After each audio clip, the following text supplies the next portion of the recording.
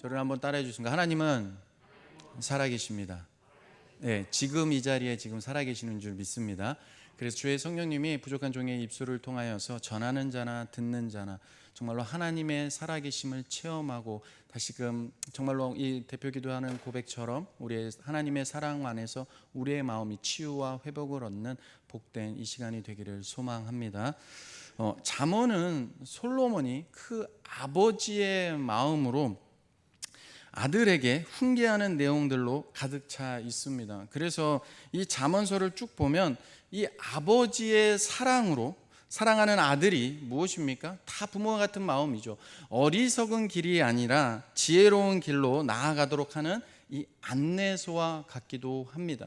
이는 어찌 보면 하나님께서 당신의 사랑하는 자녀에게 자녀인 우리에게 하는 이 안내서이기도 합니다. 어떤 안내서입니까? 여호와를 경외하는 것이 곧 지혜라는 것을 알려주는 안내서입니다. 그래서 앞에서 우리가 살펴본 잠언 1장 7절에는 뭐라고 얘기합니까? 여호와를 경외하는 것이 지식의 근본이거늘이라고 말합니다. 그리고 잠언 9장 10절에서는 뭐라고 얘기합니까? 여호와를 경외하는 것이 지혜의 근본이다라고 이야기를 합니다. 여러분, 그래서 여러분에게 한번 묻고 싶습니다. 제가 이 잠언을 묵상하면서 여러분에게 동일하게 묻고 싶은 거입니다. 지혜가 무엇입니까? 지혜가 무엇입니까? 국어사전을 보니까 이렇게 이야기하고 있습니다. 사물의 이치를 빨리 깨닫고 사물을 정확하게 처리하는 정신적 능력이라고 표현하고 있습니다. 그래서 어찌 보면 우리가 성경을 통해서 잠언서를 통해 잠언하면 지혜서 하고 지혜를 말하고 듣는데도 어찌 보면 많은 사람들이 이 지혜를 말할 때 이 국어사전의 정의와 같은 것을 지혜로 생각하지 않나라는 생각을 해보게 됩니다. 물론 이것도 지혜이겠죠. 그렇다면 우리가 보아야 될 것은 무엇입니까? 성경이 말하는 지혜가 무엇이냐라는 것입니다. 여러분, 잠언하면 지혜서인데 이 잠언의 저자가 누구입니까? 1장 1절에서 분명히 언급하고 있습니다. 다윗의 아들 왕 솔로몬의 잠언이라. 솔로몬입니다. 1장을 분명히 밝히고 있는데 솔로몬이 말하는 그렇다면 지혜는 무엇을 말하는 것일까요? 그것은 듣는 마음입니다. 듣는 마음을 지혜라고 말하고 있습니다.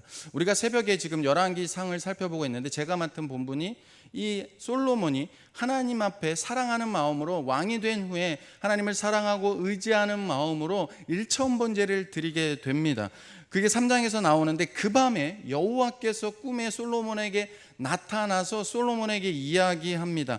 내가 내게 무엇을 줬고 너는 내게 구하라 라고 말합니다. 그때 솔로몬이 무엇을 구합니까? 듣는 마음을 구합니다. 이전 개역 한글에서는 지혜로운 마음이라고 되어 있고 좀 더 이제 개역 개정에 들어오면서 원문에 맞게 듣는 마음을 구했다라고 이야기를 합니다. 그래서 정리하면 무엇입니까? 지혜라는 것은 곧 듣는 마음이라는 것을 우리는 알 수 있습니다. 이것을요 하나님도 그 마음에 흡족해 하셨습니다. 그런데 여러분에게 한번 질문 드리고 싶습니다. 그렇다면 듣는 마음이라는 것은 정확히 무엇을 말하는 것일까요? 이 부분에 대해서 하나님께서 정확하게 솔로몬이 구한 이 듣는 마음이 무엇인지를 열왕기상 3장 11절에서 분명히 말씀하십니다. 제가 읽어드리겠습니다. 이에 하나님이 그에게 이르시되 내가 이것을 구하도다. 자기를 위하여 장수하기를 구하지 아니하며 부도 구하지 아니하며 자기의 원수의 생명을 멸하기도 구하지 아니하고 오직 송사를 듣고 분별하는 지혜를 구하였으니 라고 말씀합니다. 결국 듣는 마음은 곧 무엇을 뜻하는 것입니까? 오직 송사를 듣고 분별하는 지혜입니다. 정리하면 지혜는 듣는 마음이고 듣는 마음은 이 송사를 듣고, 그러니까 여러분의 모든 선택, 작은 일이든 큰 일이든 일어나는 그 모든 일 가운데 선택을 해야 하는 그 순간 하나님의 공의와 하나님의 정의 안에서 하나님의 이 말씀을 듣고 그 일을 무엇이 옳은지를 선택할 수 있는, 분별할 수 있는 지혜, 곧 분별력을 말한다고 볼 수 있습니다. 또 한편으로는요, 이 잠언에서 이 말하는 이 지혜는요, 잠언을 잘 읽어보시면 알겠지만 많이 의인화되어 표현하고 있습니다. 결국 이 잠언에서 말하는 지혜는 곧 누구를 이야기합니까? 예수 그리스도를 이야기하기도 합니다. 특별히 오늘 아까도 제가 말씀드렸지만 잠언 1장 7절을 보시면요, 그 마음으로 이 지혜가 무엇인지 듣는 마음이라는 것을 아는 솔로몬이, 또는 예수 그리스도도 있겠죠, 이것을 아는 솔로몬이 지금 아버지의 마음으로 자녀들에게 1장부터 이야기를 하는데, 핵심적인 7절에서 여호와를 경외하는 것이 지식의 근본이거늘 미련한 자는 하면서 뭐라고 얘기하냐면 지혜와 훈계를 멸시하느니라. 그리고 8절에서 이렇게 시작합니다. 내 아들아. 이제 사랑하는 아들에게 정말로 지혜가 무엇인지를 말하는데, 내 아들아 내 아들아. 잠언을 보면요, 초반에 계속해서 내 아들아 내 아들아 23번이나 반복합니다. 그만큼 아들을 사랑하는 마음으로 무엇을 이야기합니까? 8절, 1장 8절을 보시면 내 아비의 훈계를 들으며 라고 시작을 합니다. 듣는 마음인 거죠. 내 아비의 훈계를 들으며 내 어미의 법을 떠나지 말라 말씀합니다. 특별히 1장 7절을 보시면 미련한 자에 대해서 얘기하는데, 미련한 자는 무엇입니까? 지혜와 훈계를 멸시한다라고 말하고 있습니다. 여러분, 멸시한다라는 것이 무엇입니까? 여러분, 누구를 멸시해 본 적 있습니까? 여러분, 누구를 멸시하면 그 사람의 말을 듣고자 합니까? 안 듣습니다. 이미 멸시하기 때문에 들으려고 하지 않습니다. 한마디로 듣지 않는다는 것입니다. 그래서 잠언 1장에서는 이 지혜와 훈계를 멸시하는 자를 가리켜 1장을 쭉 보시면 어리석은 자, 미련한 자로 말하고 있는데, 이들은 다 무엇입니까? 지혜와 훈계를 듣기 싫어하기에 모든 교훈과 훈계와 책망을 받지 않습니다. 결국 그들의 결말은 어떻게 됩니까? 1장 32절을 보십시오. 32절을 보시면 어리석은 자의 퇴보는 자기를 죽이며 미련한 자의 안일은 자기를 멸망시킨다라고 말씀합니다. 결국 미련한 자, 어리석은 자, 하나님의 말씀을 듣지 않는, 듣는 마음을 갖지 않는 자의 퇴보는 무엇입니까? 죽음이고 멸망이라는 것입니다. 이에 반해 마지막 1장 33절을 보시면 오직 내 말을 듣는 자는 이라고 말씀을 시작합니다. 오직 내 말을 듣는 자는 평안히 살며 재앙에 두려움 없이 안전하리라 말씀합니다. 그러면서 2장으로 넘어오면서 지혜의 귀를 기울여 그것을 마음에 간직하고 간절히 찾으라라고 1절부터 4절까지 말합니다. 지혜를 마음에 간직하고 간절히 찾게 되면이라고 말하는데, 이것은 이 전제 조건입니다. 이것을 하게 되면, 그러니까 한마디로 지혜를 간절히 찾고 간절히 구하고 내 마음에 간직하게 되면이라는 것이죠. 그렇게 하면 무엇입니까? 그에 따른 결과로서 5절부터 지혜가 우리에게 주는 유익이 무엇인지를 5절부터 쭉 이야기하고 있다는 것이죠. 그래서 저는 1절부터 4절까지 이 지혜가 주는 전제 조건에 대해서는 조금 이따 살펴보고, 먼저 무엇을 살펴보고 싶냐면 5절부터 말하고 있는 지혜가 우리에게 주는 유익입니다. 오늘 설교 제목처럼 지혜가 우리에게 주는 유익이 무엇인가, 이 부분을 먼저 살펴보고 싶습니다. 지혜를 간절히 찾고 마음에 간직하며, 이게 전제 조건입니다. 어떤 유익을 얻게 됩니까? 먼저 5절입니다. 우리 5절 말씀을 다시 한번 같이 읽기를 소망합니다. 같이 읽겠습니다. 여호와를 알게 되리니. 여러분, 하나님을 경외하기를 깨달으며 하나님을 알게 된다는 것이 무엇입니까? 이것이 바로 첫 번째 우리에게 주는 유익인데, 하나님을 깨닫고 하나님을 안다는 것이 도대체 무엇입니까? 이는 단순한 지식적으로 하나님을 아는 것을 말하는 것이 아닙니다. 그보다는 무엇입니까? 하나님과 아주 깊은 관계를 맺게 된다라는 것입니다. 그러면 우리가 어떻게 하나님과 깊은 관계를 맺을 수 있을까요? 여러분, 죄인인 우리는 지혜자이신 예수 그리스도 없이는 결코 여호와를 경외하기를 깨달을 수도 없고 하나님을 알 수도 없습니다. 말씀을 읽고 연구하더라도 하나님이 깨닫게 하지 않으면 우리는 하나님의 진리를 온전히 알 수 없습니다. 그래서 6절 말씀을 보시면 대저 여호와는 지혜를 주시며 지식과 명철을 그 입에서 내심이며 라고 말씀합니다. 제가 목사로서 말씀을 준비할 때마다 느끼는 건 하나님께서 이 말씀을 묵상합니다. 읽고 또 읽고 또 읽습니다.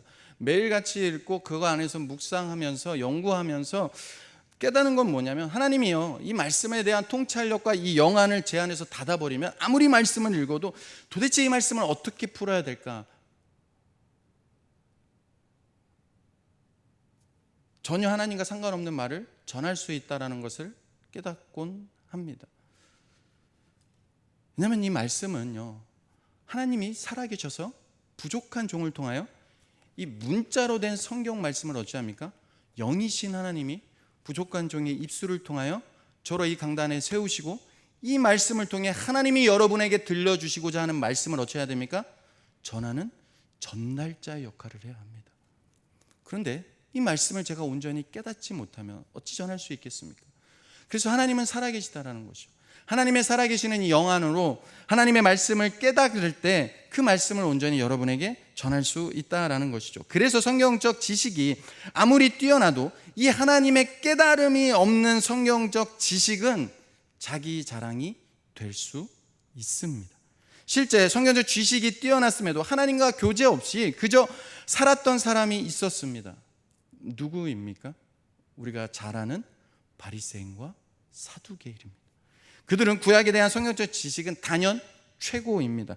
그러나 그들은 예수님이 하나님의 아들인 줄 몰랐습니다. 왜요? 모세오경을 알았지만 말씀이신 예수님의 모습이 자신들의 기준과 너무나도 달랐기 때문입니다. 말씀을 너무나도 잘 알았습니다. 말씀을 잘 알았지만 말씀을 듣고 하나님의 말씀하신 그 메시아를 기다려야 되는데, 이 구약에 말하는 하나님의 그 예화나 이런 표징들을 분석하지 깨달음이 없으니까 알지 못했던 것이죠. 그래서 어찌합니까? 자신들의 기준대로 메시아를 기대했기에 예수님을 십자가에 못 박아 죽였습니다. 결국 무엇입니까? 하나님으로부터 모든 교훈과 훈계를 듣지 않으므로 그들은 여호와를 경외하는 것도 하나님을 알지 못했던 것입니다. 우리가 새벽에 예레미야도 살펴보았지만 이스라엘 백성이 멸망한 것도 결국 무엇입니까? 하나님의 말씀을 듣지 않았기 때문입니다. 하나님은 계속해서 선지자들을 보내어 하나님의 사람들을 봉하여 그들로 듣게 했는데 그들은 하나님의 말씀을 듣지 않았다라는 것이죠. 그래서 듣는 마음은 곧 지혜를 간절히 구하고 찾아야 하는 것입니다. 결국 여호와를 경외하는 것을 깨달아야 우리는 하나님을 알 수 있는 것이고, 하나님을 아는 것이 곧 여호와를 경외하는 것인데, 이것이 바로 진정한 지혜가 주는 첫 번째 유익이라는 것입니다. 두 번째로 지혜를 간절히 찾을 때 우리에게 주는 유익이 무엇입니까? 9절 말씀입니다. 우리 9절 말씀을 다시 한번 같이 읽겠습니다. 같이 읽습니다. 그런즉 공의와 정의와 정직 곧 모든 선한 길을 깨달을 것이라. 아멘. 여러분, 선한 길인데 어떤 선한 길입니까? 모든 선한 길입니다. 즉 공의와 정의와 정직 곧 이것이 모든 선한 길입니다. 이것을요 잠언 1장 3절에서 아주 구체적으로 말하는데 무엇입니까? 지혜롭게, 공의롭게, 정의롭게, 정직하게, 그러면서 뭐라고 얘기합니까? 행할 일에 대하여라고 말합니다. 즉 하나님의 자녀로서 모든 선한 길, 정의의 길, 성도의 길을 걷기 위해 하나님의 진정한 그 올바른 길을 선택해야 하는 그 순간 무엇이 선한 길인지, 어떻게 행해야 되는지 그것을 분별할 수 있는 지혜를 누가 깨닫게 하십니까? 하나님이 깨닫게 하신다라는 것입니다. 이게 지혜가 주는 유익이라는 것이죠. 여러분, 우리의 인생에서는요 참으로 수많은 선택의 순간이 주어져 있습니다. 네, 물론 어떤 선택은요 아주 사소해서 어떤 선택을 해도 우리 인생에 그렇게 크게 영향을 주지 않을 수도 있습니다. 오늘 수요 예배 이 밤 비가 막 내립니다. 그럼 무슨 마음에 고민을 합니까? 아, 비도 오는데 오늘은 그냥 하루 쉴까? 갈까? 고민하지 않습니까? 그러면서 우리는 선택하셔서 이 자리에 오신 분들인 줄 믿습니다. 이 자리에 오지를 선택하지 않은 분은 집에 있거나 다른 곳에 있겠죠. 그런데 우리에게 그렇게 큰 영향을 주지 않을 수도 있다라는 거죠. 하지만 어떤 결정과 어떤 선택들은 우리 인생에 아주 큰 영향을 주기도 합니다. 그런데 문제는 무엇입니까? 우리는 이것을 압니다. 그런데 문제가 무엇이냐면 하나님은 항상 우리에게 양자택일을 선택하게 하시는데 무엇이 우리의 마음에 예수 그리스도를 믿는 우리의 마음에 정말 하나님의 뜻대로 살고 싶은 그 갈망이 있습니다. 그런데 양자택일 중에 무엇이 하나님의 뜻인지 무엇을 선택해야 하는지 정확히 알 수 없을 때가 정말 많다라는 것입니다. 그런데 오늘 본문은 무엇을 이야기하고 있습니까? 지혜와 명철을 간절히 하나님 앞에 찾고 마음에 간직하게 되면 결정하고 선택해야 하는 그 순간 하나님의 공의와 정의와 정직 곧 모든 선한 길 어떤 결정과 선택을 해야 하는지에 대한 그 분별력을 깨달아 알게 하신다라는 것입니다. 이것이 지혜가 주는 유익이라는 것이죠. 왜냐하면 하나님께서 완전한 지혜를 우리에게 예비해 주셨기 때문입니다. 7절을 보십시오. 7절에 어떻게 말합니까? 그는 정직한 자를 위하여 완전한 지혜를 예비하시며 행실이 온전한 자에게 방패가 되시나니. 8절입니다. 대저 그는 정의의 길을 보호하시며 그의 성도들의 길을 보전하려 하심이라 라고 말씀합니다. 사랑하는 성도 여러분, 여기서 7절에 보시면 완전한 지혜를 주님이 예비해 주셨습니다.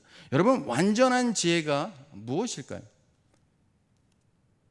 예수 그리스도 외에는 없습니다. 그래서 예수 그리스도를 믿음으로 여호와를 경외하는 것이 지혜의 근본인 것입니다. 그러면 누가 완전한 지혜를 예비해 주셨습니까? 하나님이 예비해 주셨습니다. 그러면 어떤 자가 이 완전한 지혜의 유익을 누리게 됩니까? 정직한 자입니다. 성도 여러분, 하나님 앞에서 우리는 그래서 정직해야 합니다. 우리가 앞에서 살펴본 시편들이 바로 그런 이야기들 아니겠습니까? 앞에서 하나님 앞에 얼마나 정직하게 합니까? 찬양과 감사의 시도 있지만 얼마나 많은 탄식의 시가 있습니까? 그만큼 하나님 앞에 정직한 겁니다. 내 마음을 속이는 게 아닙니다. 가면을 쓴 게 아니라 있는 그대로 내 모습 이대로 사랑하신 찬양의 고백처럼 우리의 마음을 하나님 앞에, 사람 앞에 숨길 수 있지만 하나님 앞에서 숨기지 않고 그 모습 그대로 하나님 앞에 내려놓는 것입니다. 하나님 앞에 토설하는 것이죠. 정직하게 하나님 앞에 서는 것입니다. 그 마음, 정말로 하나님 앞에 화날 수도 있고 어떤 마음이든 하나님 앞에 나는 것, 내뱉은 것입니다. 탄식하는 것도 있고 그래서 눈물을 흘리고 나아가는 것입니다. 그렇게 정직하게 탄식과 슬픔을 나아갈 때 하나님이 어찌하십니까? 살아계신 하나님이 그 탄식과 슬픔을 기쁨의 찬양으로 바꾸시는 하나님을 만나는 그 고백들이 담겨 있는 것이 바로 시편의 고백이지 않습니까? 그러기에 성도는요, 특별히 오늘날은 저는 더 그렇다고 생각합니다. 가면을 쓰면 안 됩니다. 가면을 벗어야 합니다. 사람 가려가며 처세술을 부리면 안 됩니다. 하나님 앞에 서서 행동하듯이 사람 앞에서도 그렇게 행한다는 마음으로 늘 살아가셔야 돼요. 제가 우리 초등부의 아이들한테 늘 마지막 찬양하는 게 코람대오거든요. 코람대오, 하나님 앞에서. 또 행실이 온전한 자라고 말하고 있습니다. 여러분, 행실이 온전한 자를 방패 삼아 주신다고 하는데 어떻게 하나님 앞에 우리의 행실이 온전할 수 있을까요? 저는 이런 말씀을 보면 늘 내 삶을 돌아봅니다. 아무리 생각해도 내 행실이 온전한가? 그래서 저는 설교자로서 늘 부끄러웠어요. 그래서 이 말씀을 제 마음에 딱 부딪혔을 때 진도가 안 나갑니다. 이게 깨트려지지 않으면 내 모습이 부끄러운데 어떻게 이 말씀을 두고 내가 설 수 있지? 이 땅에 사는 우리로는 불가능한 일입니다. 결국 행실이 온전한 자는 곧 누구를 가리키는 것입니까? 정직한 자를 가리키는 것이라고 생각합니다. 이 잠언이 그런 패턴입니다. 앞뒤가 다 짝꿍처럼 이어졌어요. 그래서 막 지혜, 명철 이런 게 막 짝꿍처럼 이루어집니다. 그러니까 같은 의미를 어쩌니까 다른 말로 반복해서 이야기하고 있다라는 것이죠. 그러기에 정직한 자를 위하여 완전한 지혜를 하나님께서 예비하시며 행실이 온전한 자에게 친히 주님이 방패가 되어 주시기에 주님이 걸어가신 무엇입니까? 그 십자가의 길을 나도 따라 온전히 걷게 하시는 것입니다. 그 십자가의 길, 정의의 길, 8절에서 말하는 대저 그는 정의의 길을, 성도의 길을 하나님이 어찌하십니까? 보호하시고 보존하신다라는 것이죠. 우리의 행실이 온전한 거는 우리는 근데 자꾸만 어찌합니까? 인간적인 완벽을 추구하려고 합니다. 완벽을 추구할수록 우리는 어찌합니까? 결국 넘어지는 내 모습을 봅니다. 그런데 그 넘어질 때 무엇을 봅니까? 완전하신 지혜자이신 예수 그리스도가 내 앞에 딱 펼쳐진다라는 것이죠. 그래서 정직하게 주님 앞에 나의 모습을 또 내 삶을 다시 드릴 때 다시금 언제 합니까?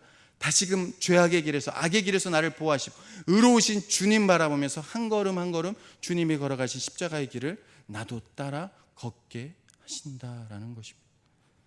그러면 구체적으로 하나님 앞에 정직하다는 이것은 우리의 삶에 어느 것을 말하는 것일까요? 여러 가지가 있겠지만 저는 잠언에서 많이 언급하고 있는 그것을 통하여 두 가지를 통하여 말하고자 합니다. 그것이 무엇이냐면 마음과 입술이라고 생각합니다. 하나님 앞에 늘 정직해야지 우리의 마음과 생각 그리고 우리의 입술을 지킬 수 있습니다. 여러분, 사람들과의 관계가 어디에서 많이 무너지게 됩니까? 말입니다. 남을 험담하거나 안 좋은 말을 여기저기 퍼뜨리며 다른 사람들이 그 사람에 대한 나쁜 선입견을 갖게 만듭니다. 그런데 문제는 그 말을 들은 분들이 양쪽의 말을 듣지도 않고 한 사람의 말만 듣고 판단해 버리기에 문제가 생기게 됩니다. 왜 이런 현상들이 일어나게 되는 것일까요? 그렇다면 왜 이런 현상들이 우리에게 일어나는 것일까요? 존중이 없기 때문에 그렇습니다. 이 말을 다르게 표현하면 여호와를 경외하는 것이 무엇인지 깨닫지 못했다라는 것입니다. 하나님께서 그렇게 말씀합니다. 사무엘상 2장 18절 말씀을 보면 우리가 너무나도 잘 아는 나를 존중히 여기는 자를 내가 존중히 여기고 나를 멸시하는 자를 내가 경멸하리라 하나님이 말씀하십니다. 하나님 무엇을 말씀하십니까? 존중하는 자를 존중하고 멸시하는 자를 경멸하리라 말씀하십니다. 내가 누군가를 존중하지 않는지를 어디서부터 드러나게 돼 있습니까? 듣는 것입니다. 여러분, 오늘날 국회를 보십시오. 안 듣습니다. 자기 말만 합니다. 여러분, 사람들과의 관계에서도 존중하지 어찌합니까? 듣지 않는 것입니다. 어떤 싸움이 일어납니다. 각자의 싸움이 일어납니다. 그러면 어찌합니까? 자기 말만 합니다. 자기 말만 하기에 계속 대립이 일어나는 겁니다. 여러분, 말을 할 때요, 상대방의 말을 듣는다는 것이 무엇입니까? 인정할 건 인정해야 된다라는 것이죠. 말을 할 때 듣고 내가 잘못한 것이 있다면, 내가 실수한 것이 있다면 인정할 것을 인정하고 들어야지 그 다음에 또 거기에 대한 말을 해야지 서로 대화가 되는 것입니다. 그런데 내가 잘못한 거는 인정하지 않고 자기의 말만 하기에 어찌합니까? 듣지 않기에 싸움이 일어나는 것이죠. 그러다 보면 무엇이 일어나게 됩니까? 우리의 마음에 존중받지 못하게 마음에 상처가 생기고 우리의 영혼이 신앙생활을 하면서도 이 사단이 하는 방법이거든요. 우리의 영혼의 즐거움을 빼앗아 가게 된다라는 것입니다. 그런데요, 오늘 성경은 무엇을 말씀하고 있냐면 지혜가 내 마음에 들어가면 어떻게 됩니까? 10절 말씀입니다. 우리 10절 말씀을 한번 같이 읽도록 하겠습니다. 같이 읽습니다. 우리 지혜가 내 마음에 들어가며 지식이 내 영혼을 즐겁게 할 것이요. 그러니까 지혜가 주는 유익이 뭐냐면 모든 선한 길을 두 번째 유익이 선한 길을 깨닫게 하는데, 그렇게 되면 깨달아야지 지혜를 내 마음에 간직하고 그 지혜에 주는 유익을 깨닫게 되면 무엇입니까? 이런 슬픈 상처받은 마음에 가만히 있지 않고 다시금 하나님이 지식이 내 영혼을 즐겁게 한다라는 것입니다. 상처난 영혼을 싸매어 주시며 다시금 주님 바라보며 영혼을 즐겁게 하십니다. 왜냐하면 주님이 지혜자이자 기쁨의 근원이시기 때문입니다. 왜 주님을 바라봐야 합니까? 여러분, 상처난 영혼 가운데 내가 누군가로 인하여 상처를 받았어, 그 말에 상처를 받았습니다. 그러면 우리의 마음과 시선이, 우리의 생각이, 우리의 마음의 생각이 누구에게 집중되어 있습니까? 그 말, 그 사람에게 집중되어 있습니다. 그렇기 때문에 우리의 마음이 거룩할 수가 없는 거죠. 자꾸만 불불 끓습니다. 기쁨을 빼앗아 가는 것이죠. 그런데 말씀이 우리 안에 들릴 때 다시금 어찌합니까? 우리의 시선을 그 말과 사람이 아닌 주님께로 고정시킨다는 것입니다. 그 틀어진 우리의 시선을 다시금 십자가 그 주님 앞에 고정시키게 하신다는 것. 이게 말씀의 능력이라는 것입니다. 그래서 영혼이 즐겁다는 것은 가면을 쓰고 얼굴로 입술로 가릴 수 있는 것이 아니라 우리의 마음 곧 영혼을 주님으로 인하여 정말 즐거워하고 다시 주님께 우리의 시선을 고정시키는 것입니다. 하나님은 살아계신다고 제가 말씀을 드렸습니다. 하나님은 영이십니다. 영으로 우리와 늘 함께 하십니다. 이 말은요, 우리의 영이 민감해야 된다라는 것입니다. 그래서 항상 기뻐할 수 있는 것입니다. 정말 주 안에서 살아가는 것 자체가 기쁨입니다. 그래서 얼굴이 달라지고요, 말의 표현이 달라집니다. 우리가 찬송가도 부르지 않습니까? 내 영혼에 햇빛 비치니, 그 찬양에 보면 후렴을 뭐라고 얘기합니까? 주의 영광 빛난 광채 내게 비춰 주시옵소서. 주 밝은 얼굴 배울 때 나의 영혼 기쁘다. 다시금 주님의 얼굴이 내 마음에 간직할 때, 나를 비출 때 우리의 영혼이 기쁘게 되는 것입니다.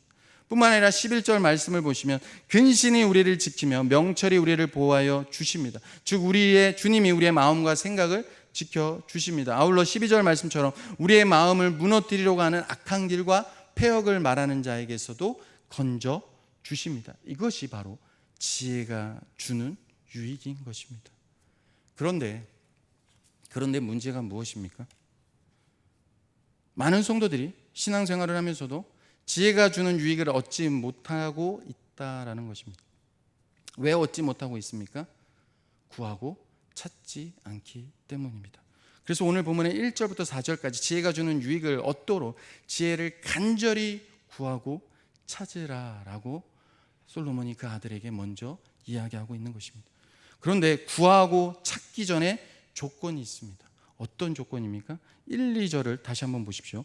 1절입니다. 내 아들아, 내가 만일 나의 말을 받으며 나의 계명을 내게 간직하며 내 귀를 지혜에 기울이며 내 마음을 명철에 두며. 나의 말 나의 계명은 곧 하나님의 말씀입니다. 하나님의 말씀을 들었으면 어찌해야 됩니까? 마음에 간직해야 합니다. 아울러 말씀을 마음에 간직하는 것으로 끝이 아니라 계속해서 다시 어찌합니까? 말씀에 귀를 기울여야 합니다.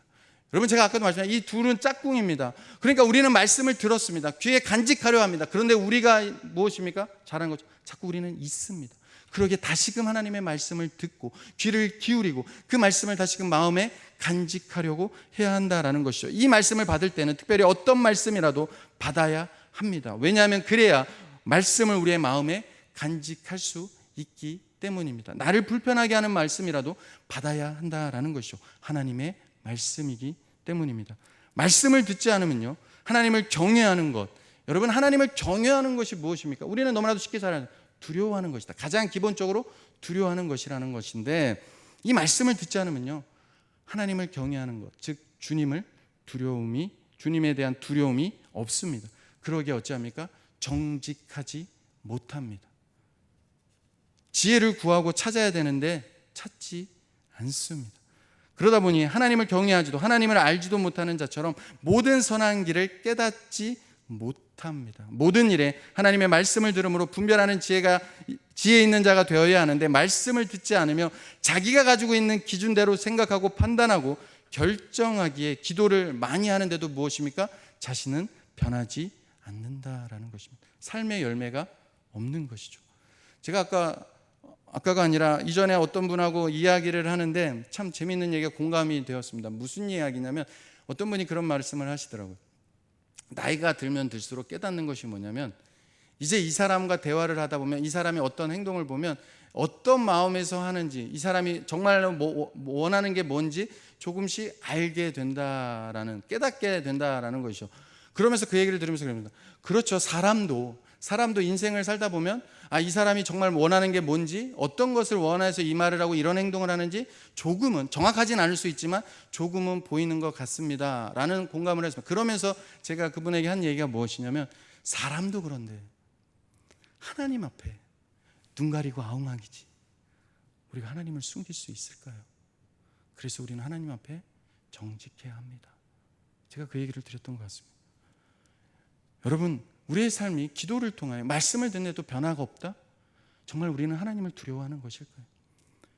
왜 말씀을 열매가 없다면 왜 그렇습니까? 말씀을 듣지 않기에, 환경과 상황만 보고 나를 힘들게 하는 사람만 보기에 주님을 보지 못하는 것입니다. 우리의 믿음의 생활은 늘 주님을 바라보는 생활이어야 되는데도 불구하고, 히브리 말씀처럼, 우리가 히브리서를 주일 오후에 나눈 것처럼 믿음의 주에 온전케 하신 그 예수 그리스도만을 날마다 바라보며 예수 그리스도로 늘 충만하기를 사모함으로 늘 살아야 되는데, 정작 얼마나 내가 죄인인지, 하나님이 나를 위해 예수님을 보내사 십자가에 못 박혀 죽으신 그 십자가의 은혜가 얼마나 위대한지, 얼마나 놀라운 사랑인지를 나에게는 우리 모두는 잘 적용합니다. 그런데 나뿐만 아니라 나를 힘들게 하는 그 사람을 위해서도 행한 선한 일인지를 잊는다라는 것입니다. 여호와를 경외하는 것을 잊고 하나님을 아는 지식을 잊는 것입니다. 우리는 자꾸 잊습니다. 그래서 솔로몬이 그 아들을 향하여서 먼저 구하는 것이죠. 이 지혜를, 이 말씀을 자꾸 귀 기울이고 말씀을 자꾸 내 마음에 간직하고 무엇입니까? 간절히 그 지혜를 구하고 찾으라라고 말씀하고 있는 것이 아니겠습니까? 그래서 저는 오늘 이 말씀을 준비하며 오늘 지혜를 간절히 구하고 찾고자 합니다. 왜 그렇습니까? 정말 지혜가 주는 유익을 얻고 싶기 때문입니다. 우리가 정말 지혜를 주는 이 유익을 얻을 때 우리는 다 안다고 생각하고 우리는 어찌합니까? 우리의 마음에 어떠한 감동도 없다면 정말 하나님이 주는 유익을 우리는 누리고 있는지 돌아볼 수 있는 것입니다. 지혜가 주는 유익을 얻고 그래서 정말로 이 험한 세상을 살아가는데 믿음의 사람으로 살아가는 데 있어서 지혜가 주는 유익을 얻고 하나님의 말씀을 듣는 마음으로 내 삶에 주어진 여러 가지 일들 속에 무엇이 하나님의 공의와 정의와 정직, 그 모든 선한 길을 분별할 수 있는 지혜를, 인지를 간절히 구하고 찾고자 합니다. 그 간절함이 담긴 것이 3절과 4절입니다. 여러분 3절과 4절을 다시 한번 같이 읽고자 합니다. 읽겠습니다. 지식을 불러 구하며 명철을 얻으려고 소리를 높이며 은을 구하는 것 같이 그것을 구하며 감추어진 보배를 찾는 것 같이 그것을 찾으면. 사랑하는 성도 여러분, 말씀을 맺겠습니다.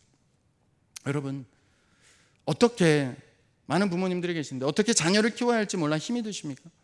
어떻게 교회에서 하나님을 섬기듯이 지체를 섬겨야 하는지 힘이 드십니까? 왜냐하면 오늘날 성도들 안에서는, 교회 안에서 더 많은 어려움들을 겪기 때문입니다. 어떻게 해야, 그러기에 말씀드리고 싶습니다. 어떻게 해야 우리는 고민해야 됩니다. 이 개인의 신앙, 나와 만나신 예수님의 사랑 안에서 나를 사랑하신 하나님의 이 개인 신앙을 넘어 머리 대신 예수 그리스도 우리를 한 교회로 삼아주셨는데 공동체 신앙으로 살아갈 수 있는지를 생각해야 하는 것입니다. 어떻게 해야 사업장에서 또는 직장에서 청년들은 미래에 대한 어떤 선택과 결정을 해야 되는지 고민이 되십니까? 정말 지혜가 주는 유익을 누리고 싶으신가요? 그렇다면 우리 안에 계신 지혜의 근본이신 성령 하나님은 온전히 의지하십시오. 주님이 모든 선한 길을 깨달아 인도해 주실 것입니다.